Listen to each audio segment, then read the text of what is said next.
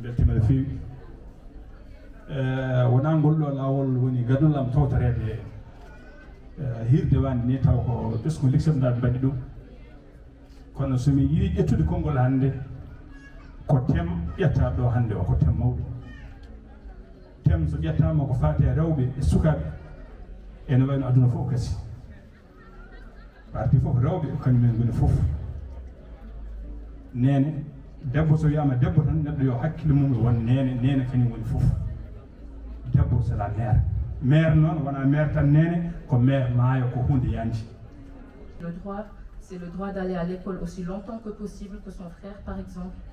si on en a la capacité, parce qu'il y a aussi une chose, la raison économique. Nous sommes dans un contexte où on fait face à beaucoup de vulnérabilité, surtout dans certaines zones reculées.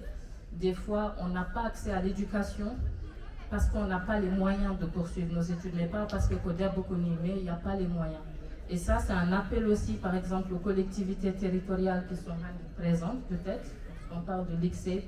pour comment ces collectivités-là, quel est leur rôle dans l'accompagnement et le soutien aux familles démunies qui ont droit aussi à avoir des enfants éduqués. Parce que souvent, il y a comme une rupture entre nous et nos autorités, alors que nos autorités sont là pour nous représenter. Donc pourquoi hésitons-nous à aller les voir, à dire qu'il y a des manquements du spécifique, ils ont des bureaux d'affaires sociales, ils ont des bureaux d'entraide, etc. C'est d'aller vers ces cellules-là, ne pas dire des matériels, mais au moins de faire le geste, d'y aller et voir comment créer des réseaux d'entraide et de solidarité. Et de même, entraide souvent aussi au niveau Wanbedo, Nouakchott, Mambalo, Keti Bedon, Wanbe Diaspora, Mbaliti Bedon. Donc ces réseaux d'entraide-là, il faut voir comment on peut les capitaliser aussi pour améliorer l'accès à l'éducation, pour améliorer les droits des jeunes filles, pour sensibiliser aussi nos communautés, parce qu'il faut voir au moins des États. Il faut que yettude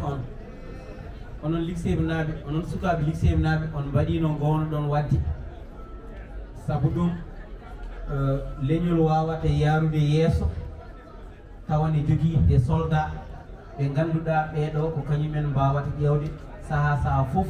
ko wine yatire caggal mbawa heɓɓitade sikki ala ko tawmiɗo hande ko hunde nde bettani kam mbo sikki erreur goto tan mo mbawmi constaté ko babaɓe ɓe ɓuuri hewde ɗo doroba nan ɗo moosa almudo bewɗo et le présentateur babaɓe ɗum ɗo kam hande sen kaali démocratie mais wayno démocratie kam hande ala ɗo par ce que man noon kon poppi on nawi tan ko poɗɗon nawde ko jonta ko jaru gaynako en jettata aynaɓe fof adnaru ɓuuɗe taw kamɓe koccinɗeɗe ɓi so limo eri kodde yo yettu dakkunore matam noon en jetti aynaɓe ñalloɓe laddeji toppitade ñalɗe dia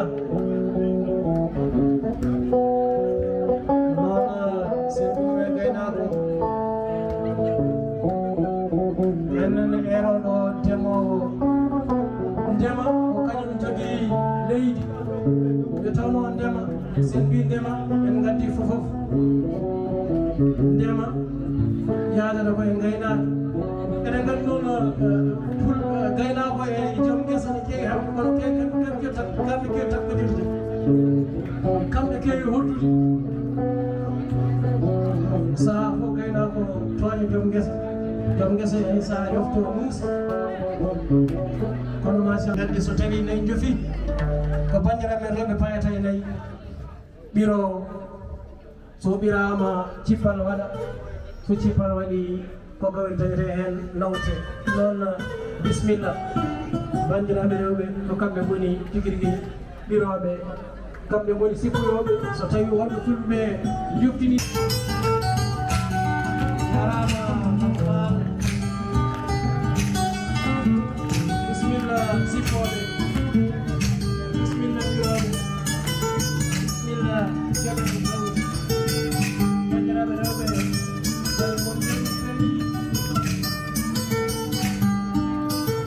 jarama baɗen kelle Yom nak kende mon.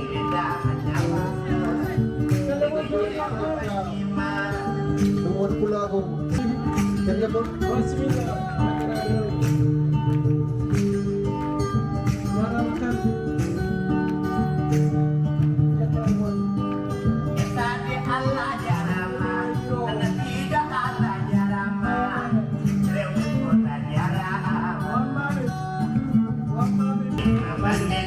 Monsieur et madame, kolle minorité, madame kelle public, madame kelle. Hey.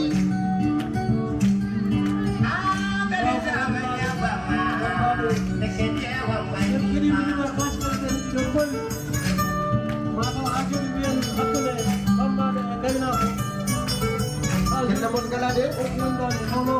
yam nan kelle. Yow gurungu wode koy ñaañoy andal sumal nek jeewa mumma yego andal sumal Mariama kondo kange Mariama Mariama aye mayo ndel sumal de andi mayo jom mayo tout le monde oh c'est pas là c'est là où on est il est pour ça ayo ni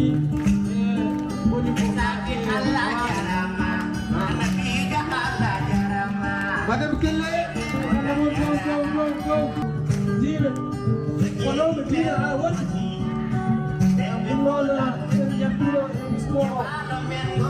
الكيدهم في تدليل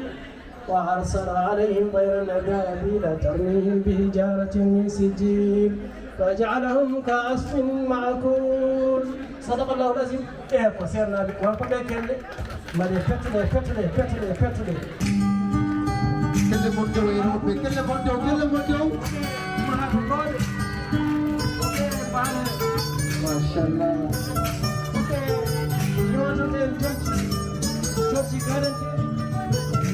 بسم الله الرحمن الرحيم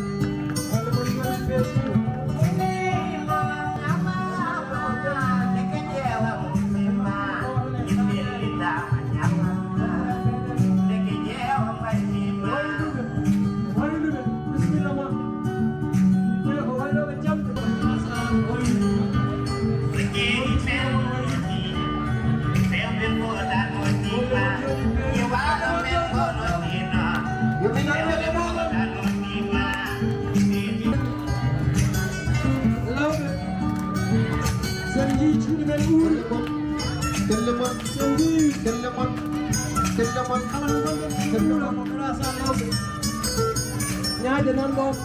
kuhum nando, makan nando, segala monjak.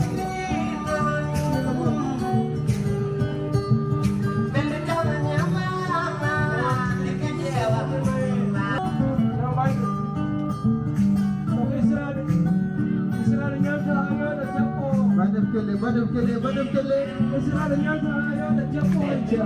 Israel ada dia da japo. Israel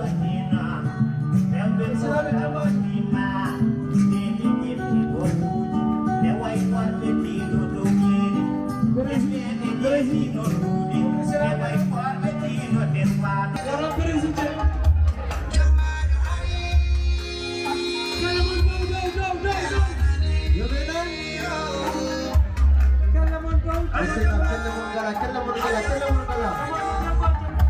Pulang menyanyi ayo.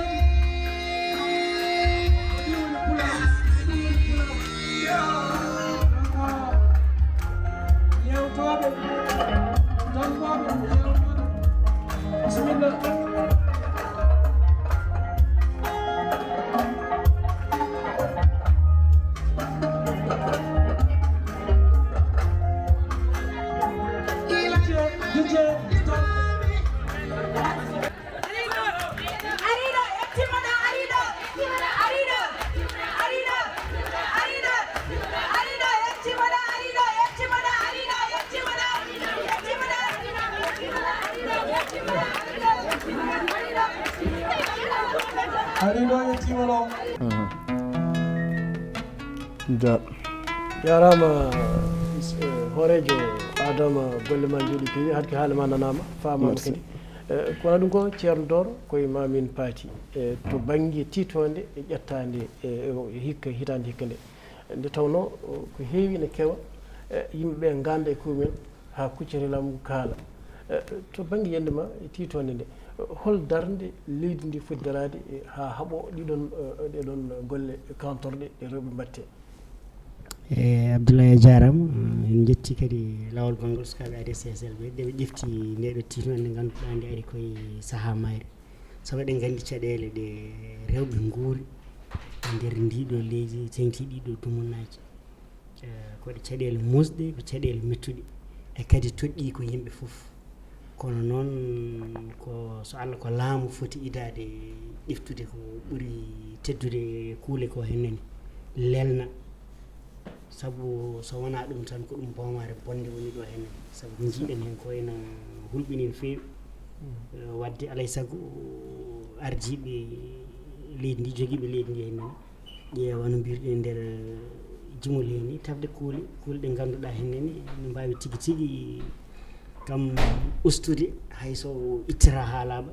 ustude kam no woori ni saabu no woori hannde ni no ɓurti no feewi ene ɓurti e so tawi laamu ko laamu tan ni wawi darade ha usta caɗele ɗe hennen hayso tawi won ko yimɓe woɗɓe mbawi ɓeyduno Allah wallidde hen kam koma laamu ardo o waɗa hen darde mum waɗa hen gollal muɗum ko nden heddiɓe mbawata kañumen ni yuɓɓude e ko nandi hen taw ko laamu daari yuɓɓini wallodirde yimɓe foof beele ɗeɗo hen caɗele ɗe ustoɗo henen rewɓe ko guuri hande ko hen saabu hande ko hen foof to wuuri ɗo belɗum ko oyi sene yalta ko caɗele goto en foof ene heewi caɗele tan ene heewi caɗele feewi ɗeɗo guure kam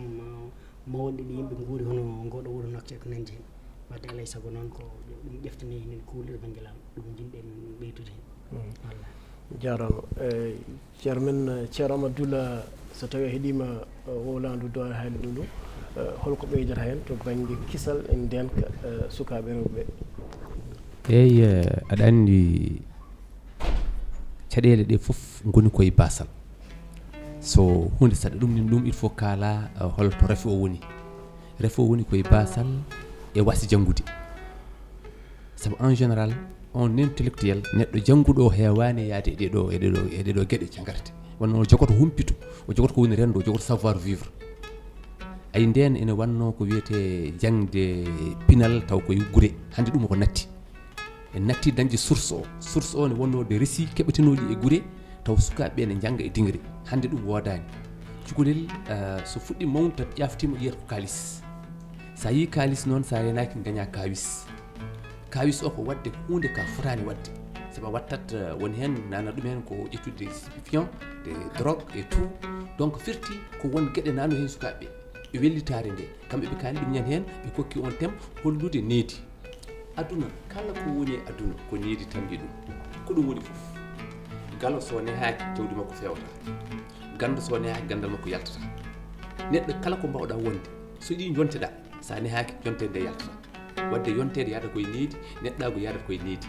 ko neɗɗago manquiri yimɓeɓe wonno needi ndi ala needi noon ene joguino base uji base o wonno ko galle e nokku ɗo janggata ɗo e nokku ɗo pijata ɗo ɗi tati godno kono ɗi hande ɗi dañi miñiraɓe ko miñiraɓe gadde men caɗele miñiraɓe en dañi portable woni ko hunde moƴƴere hunde bonde en dañi téléji hunde moƴƴere hunde bonde donc ɗiɗon ɗiɗi ɗi gaddi e meɗen ɓeydari ɓurde foof bonde e nder ɓeydari wanno ɗum ɗon ko ɗum jeeya hande e caɗele bal yimɓe sukaɓe jiyata kono e téléji he holno sukaɓe gujjirte aɗa yini hande télé jiiya neɗɗo daro tan sukaɓe gujjirta ni koye surtout ma ko wiyete TikTok ko ene heewi guykaji gonɗi hen ɗi sukaɓe janggata hande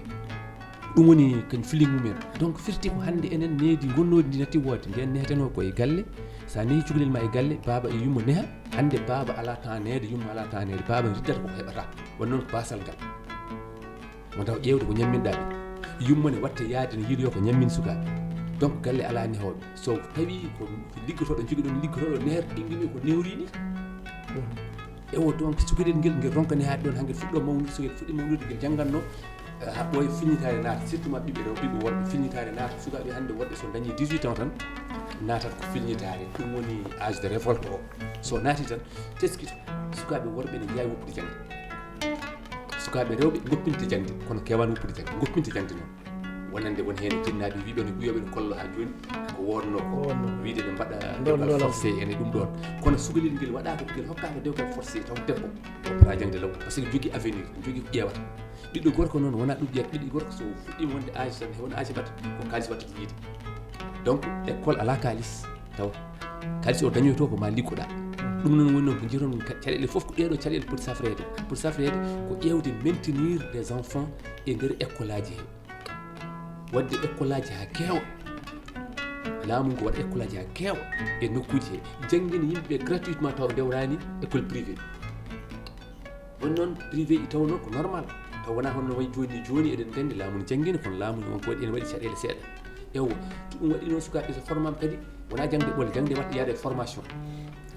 min mbaɗo wiya heewin ni laamu no foti jogade des psychologue mbatta arde école aji he ƴeewa neɗɗo o holko yaari cukalel ngel ɓe mbaɗa formation ngaji cukalel formation ɓuuri jangde formation joni keeɓa ligguey joni ɓuuri yawde ɓuuri moƴƴude e cukalel e dow woppede cukalel ene continue jangde janggata woppata donc formation ngaji rapide tan à partir de 3e année collège sukaɓeɓe taw e jogade psychologue gara ƴeewa sukaɓeɓe ƴeewa cukalel foof hol meccal ɓuuri wawde wirde toon law wona e gollade beele eɗen certa e ɗe caɗele ko basal kam ne hen woppede délinquance juvénile one hen ɗeɗo gueɗe so iwi tan so ɓooyi ɗum ɗa ma dañde hen inchallah mo ɗamini ɗum bisimilla on laamu ngu foti darade darde jarama ceerno Thiam Abdoula kolam ceerno ɗoro koye ma paati ɗon to banggue gonka ma mbiyen ni ko fedde tintumari walla kewɗo wiide o ñalɗi tijjaɗi ñande capantati lewru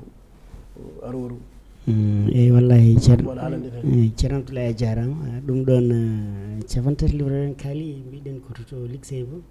eɗen jiiɗi yuɓɓinde toon ñalngu ewa ñalngu noon yowiti koye duɗal Pulaar Mamma Houleye Déme ngal gandal woni gonga eɗen jogui toon duɗal Pulaar ngel ko janngowal eywa eɗen jiiɗi so tawi oɗon saaha yonti hawrata koɓe mbaɗi ɓeto mabɓe mawgu ewa kala yawtuɓe ɓeto ngo eɗen jiiɗi tottirde ɗumen seedanteje e jiɗɗen gonɗon ñalngu noon ko mawninde ɗum e tawede yimɓe gandal woni gonga e bismaɓe woɓɓe ɗum wiiɓe jokli goɗɗi taw ko daraniɓe ɗemgal ngal tigui tigui daraniɓe jangde daraniɓe pinal ewa ɗum kadi ko beele softinde yimɓeɓe henne e duñji ɗumen e janggude ɗemgal ngal tigui tigui eyyi ko ɗum woni noon ƴeftuɗen gunɗon ñalngu wiɗo so ñanden ari so Allah jaaɓima en eto mawninde eyyi taw ko enen duɗal ngal yantude pelle dariɗe hono ADCSL e pelle goɗɗe taw ko dariɓe liggade on ɗon fannu beele foof ballodira mawnina ñalngu ngu hennene eywa kadi dokka ɓen ɗon sukaɓe caftal yidde jokkude golle ɗe mbaɗata ɗe hennene kadi ma rokku sukaɓe woɗɓe ɓe jeeyaka hen yidde kañumen ni nadde e nder ɗum ɗon beele yimɓe hen jangga ɗemgal ngal ko ɗum ɗon woni ñalngu meɗen capantati tijjango hen taw ko lewruji e tati so Allah jaaɓi bisimilla ha joni dutɗen e yimre men waɗnonde beele ɗe mbawa uddude yewtere nde dokken bandiraɓeɓe ɓeɗe mbatte hen kadi ko wedda wasta ceerno mum rooɗe hen wajjimare muɗum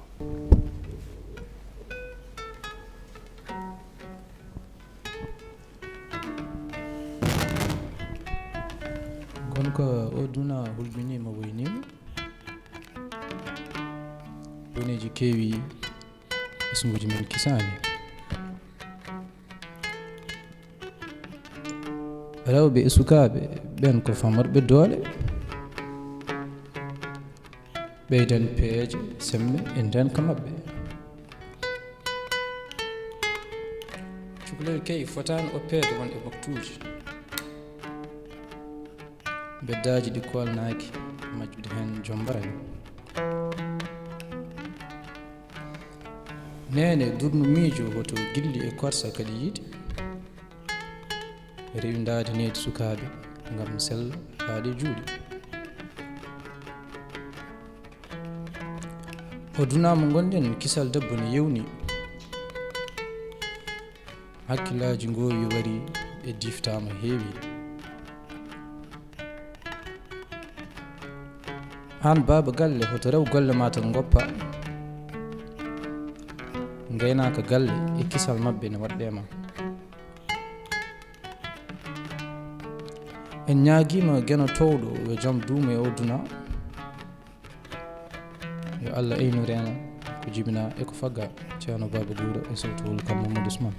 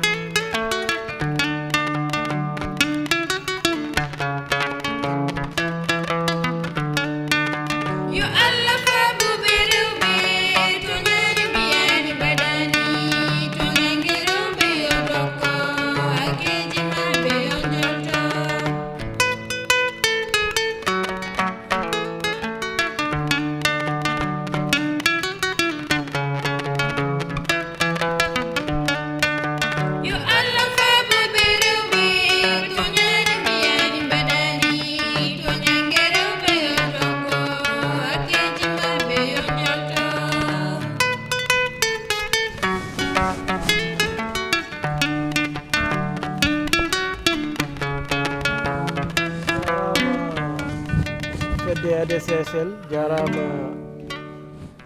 bandiraɓe kadi arɓe kadi hufde yewtere nde ngel mbiɗen ni ko weli duumotako nde tawno waktuji ɗi gasi haalade noon en jetti ceermen ceerno Doro Gudiyel Amadou Demba Ba bandiraɗo madrasati newide ko noon monsieur le président hoorejo fedde ADCSL jogoɗo jaɓe cellal yo Allah ɗum kadi ko dartete ko kadi heeɓe ko noon ceermen ceero Amadou Doula en calmini en juurima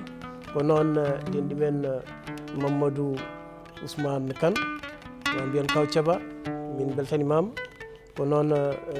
ɓimen Fatimata Hamme Dia nde tawno ko diadiaɓe kewɗen wiidema ko Tall en goɗɗodirani ko noon miñi men mbaɗi men Thillo Amadou Ba golle mum jooɗi peewi nde tawno so tawi en keeɗima kadi ɗum ɗo eɗen ganda wonko daña tigui rigui wonko tuɗɗa en ceerata yaade taw en jettani cameraman Zeyni dendagal goldiɓe mum to banggue production to banggue réalisation to banggue ɓen kadi waɗoɓe montage kewɗe so gasi ko wayno bandiraɓe rewɓe Zuleyha en Selma en kamɓe foof eɓe daaro e darde fewnude jewte galle pinal no hannirta ni jeeɓen téléji meɗen keɗɗen radio ji meɗen ko ɗo gonen leydi meɗen woto jeeɓen ko waɗete ko jeeɓen ɗumen en jetti dendagal darinoɓe kadi ha ñalgu ADCSL yaadu foti yarude ni golle joɗɗe patron liñ mbaɗama toon en jetti télévision El Mauritania e darde muɗum nan kadi arde kadi hufde golle ɗe noon en mbi Allah jarama on jarama ha saaha goɗɗo koɗo goɗɗo walla hamɓe goɗɓe ɗo e nden kadi gonen jaam